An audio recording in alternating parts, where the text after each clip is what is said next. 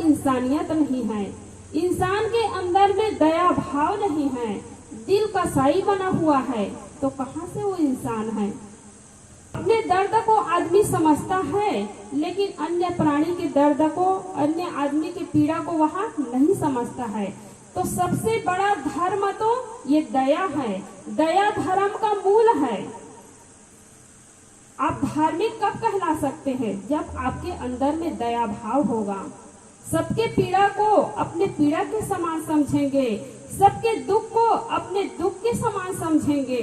सदगुरु कबीर साहब कहते भी हैं, है बिगड़ाया लौर की बिगड़ो ना ही बिगाड़ो। ये पहले से जीव दुखी है और उसके दिल को और न दुखाओ। अपने प्राणों के समान सब प्रिय है। जैसे तुम्हें तकलीफ होती है वैसे उनको भी, तुम्हें प्यास लगती है वैसे सामने वाले को भी, तुम्हें भूख लगती है वैसे सामने वालों को भी भूख लगती है। आदमी पाना तो चाहते हैं कि सब मेरे साथ सुंदर व्यवहार करे, मीठी वाणी से बात करे, लेकिन हम सामने वाले से ऐसा व्यवहार नहीं करते हैं।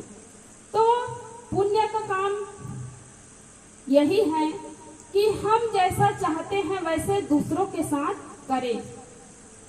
हर आदमी सुख चाहता है, हर आदमी शांति चाहता है, और ऐसे सामने वाले के लिए भी सोचे, सामने वालों को भी दे। लेकिन हम पाना तो चाहते हैं, लेकिन देना नहीं चाहते हैं, और पाना चाहते हैं, इसलिए हर इंसान दुखी है। सास सोचती है कि बहू मेरी सेवा करे, मैं जैसा कहूँ वैसा करे, बैठने के लिए कहूँ तो बैठ जाए, सेवा करने के लिए कहूँ तो सेवा करे, लेकिन सामने वालों का भी दिल है, वो सामने वाले नहीं करना चाहते हैं, तो आपका दुख शुरू होता है। तो दुख कहाँ से शुरू होता है? हम इच्छा रखते हैं, सेवा करवाने की इच्छा रखते हैं, बात मनवाने की इच्छा रखते हैं, चाह ही आदमी को रुलाता है, और आदमी के अंदर में चाह नहीं है तो कभी दुखी नहीं हो सकता है। इसलिए हम चाहते हैं तो स्वयं करना चालू करें, क्योंकि देने में हर आदमी स्वतंत्र है। आप चाहे तो दूसरों को धन दे सकते हैं, दूसरों को सुख दे सकते हैं, दूसरों को प्यार दे सकते हैं, और यदि पाना चाहेंगे सामने वाले से तब दुख चालू हो जाएगा। इसलिए देना सीखे, हम पाने की इच्छा कभी ना रखें। तो जो तू आया जगत में तो ऐसा करी ले, कर साहेब की बंदगी भूखे को कछु दे। इस संसार में आए हैं तो ऐसा काम करें, प्यासे को पानी, भूखे को भोजन। साहब कहते हैं, कर साहेब की बंदगी भूखे को कछु दे। तो ऐसा तो नहीं कि आपके दरवाजे पर रोज कोई भूखे व्यक्ति आए, प्यासे व्यक्ति आए, ऐसा नहीं है। जहां पर लोगों की जरूरत पड़ती है वहां कर देना चाहिए। कोई प्यार की भूखे हैं, भोजन की ही भूखे हैं, ऐसा नहीं है। आज देखो तो किसी के घर में भोजन की कमी नहीं है, कपड़े की कमी नहीं है, मकान की कमी नहीं है। मकान है 3 मंजिल 4 मंजिल का मकान है, 1 मंजिल का मकान है, वो भी अब तो खपड़ा वाले गया, मिट्टी का मकान, सबका मकान पक्का मकान बना हुआ है। तो मकान की कमी नहीं है, भोजन की कमी नहीं है, कपड़े की कमी नहीं है। तो कौन व्यक्ति जो है आपके दरवाजे पर रोज भूखा प्यासा आए? लेकिन जहाँ जरूरत पड़ती है, धन की जरूरत पड़ती है तो धन दे दीजिए। 2 मीठी वाणी के कोई भूखे हैं, मीठी वाणी के लिए कोई तरस रहे हैं, तो उनको मीठी वाणी दीजिए, सुंदर व्यवहार करिए। क्योंकि जो खाट में पड़ा हुआ व्यक्ति है, जो भगवान को पुकारता है, संसार में जीना नहीं चाहता है, ऐसे लोगों के साथ जाकर के सुंदर व्यवहार करिए, मीठी वाणी से बात करिए, तो उनको लगेगा कि वो भगवान को ही भूल जाएगा।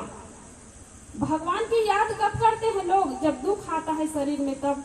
बहू बेटा सेवा नहीं करते हैं, बहू बेटा बात नहीं मानते हैं, भोजन नहीं देते हैं, कपड़ा नहीं देते हैं, 2 और उल्टी कड़वी बातें सुनाते हैं, तब लोग भगवान की याद करते हैं। और जब सेवा हो अच्छी, वो परिवार के मुंह में न संतों को याद करेंगे न जब भगवान को याद करेंगे, सबको भूल जाते हैं। ऐसे ही एक बुढ़िया माँ थी, बहुत दुखी हुई पड़ी रहती थी तो संत को याद करती हैं।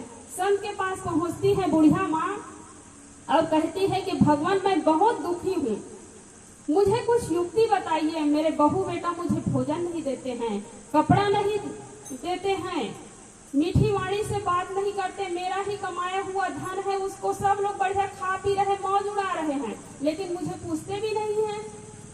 तो संत युक्ति बताते हैं कि तुम्हारे पास कुछ है मुट्ठी में? तो बुढ़िया कहती नहीं, मैं तो खाली हाथ हूँ, कहाँ से तुम्हारी सेवा होगी, क्योंकि आजकल तो सब धन के भूखे हैं, बहू बेटे भी है धन के लालची है, तो कहाँ से तुम्हारी सेवा होगी। तो संत युक्ति बताते हैं कि कुछ रुपये रखे हैं तो एक नया बक्सा खरीद लीजिए, पेटी कहते हैं, बढ़िया खरीद करके फिर कुछ पत्थर डालिए उसमें और कुछ रुपया डाल दीजिए और बढ़िया खाट के नीचे ताला लगा करके रख दीजिए, उठाने में भी थोड़ा वजन लगे, हिलाने में थोड़ा आवाज आए। तो बुढ़िया जो है ताला लगा करके रखती थी और समय समय से ताला खोल के 1 2 4 करके वो गिनती थी। बुढ़िया पत्थर में ही सिक्का को ही मारती थी, ऐसे चोट आवाज आती थी, फिर ताला लगाकर रख देती है। और जब बुढ़िया कहीं खिसक जाती थी, दूर हट जाती थी, तो उनके बहू बेटे थोड़ा पेटी उठा करके देखते थे तो वजन लगता था, हिला कर देखते थे, खन खन की आवाज। अब बुढ़िया कि जो बहू बेटे हैं उनके मन में लालच आ गया कि कहाँ से इतने रुपये इनके पास आ गया, सोना चांदी इनके पास कहाँ से आया। पहले जमाने में बैंक बैलेंस नहीं होता था, तो सोच रहे थे कि कहीं जमीन में गाड़ करके रखी रही होगी, अब ये पेटी में भर करके रखी है। तो लालच में क्या करने लगे कि जो सेवा करेंगे उसी को धन मिलेगा ना। तो बहू बेटे खूब सेवा करने लगे। बेटा दुकान से आए तो बढ़िया बढ़िया मिठाई लेकर आते थे, बहू जो है बढ़िया तेल लगा करके मालिश करती थी, बढ़िया पकवान बना बना करके खिलाने लगी। चारों बहू बेटे खूब सेवा करने लगे। अब बुढ़िया क्या करती थी, इधर संत को भूल गई, भगवान को भूल गई जिन्होंने युक्ति बताया, खूब सेवा होने लगी। सोचने लगी 1 2 महीने में तो इतना है और पूरे उम्र भर और कितना होगा, पूरे उम्र भर कितना होगा, कितने सेवा हो जाएंगे मेरे। अब भगवान को भूल गए। एक दिन बुढ़िया की मृत्यु हो जाती है। अब बुढ़िया भगवान को भूल गई, इसलिए वो भी तो स्वर्ग में कहाँ जगह उनके लिए। भगवान को दुख में सुमरन सब करे, सुख में करे न कोई, सुख में सुमरन सब करे, जो करे दुख काहे को होए। तो दुख में तो याद की, लेकिन सुख मिले, बहू बेटे से सेवा होने लगी तो भगवान को भूल गई। तो बुढ़िया चली गई। अब बुढ़िया के जाने के बाद इधर बहू बेटा जो है जल्दी जल्दी उनके क्रियाकलाप करके शमशान घाट से वापस आकर ताला तोड़कर देखते हैं तो पत्थर की सिवा कुछ नहीं उस पेटी में। वो भी माथा ठोकने लगे, क्योंकि लालच में सेवा कर रहे थे कि धन जोड़ कर रखी थी, मकान बनाई बुढ़िया, तो बहू बेटे तो मौज उड़ाने लगे, लेकिन बुढ़िया को पूछ नहीं रहे थे। तो लालच में कभी सेवा नहीं करना चाहिए। माता पिता बुजुर्ग हैं, इतने सेवा किए, जन्म दिए, पाले पोसे, पढ़ाए लिखाए, खिलाए, तो अपना फर्ज बनता है कि हम माता पिता की सेवा करें। तो सेवा पाकर भी भगवान को कभी भूलिए मत, भगवान को याद करिए। तो पूजा सार्थक तब है जब हम माता पिता के साथ सुंदर व्यवहार करेंगे, भाई भाई के साथ सुंदर व्यवहार करेंगे, पड़ोसी पड़ोसी के साथ सुंदर व्यवहार करेंगे। और यही हमारे संग साथ में जाने वाले हैं। जब जरूरत पड़ती है, धन की जरूरत पड़ती है, सेवा की जरूरत पड़ती है, तो लोगों के पास समय नहीं रहता है।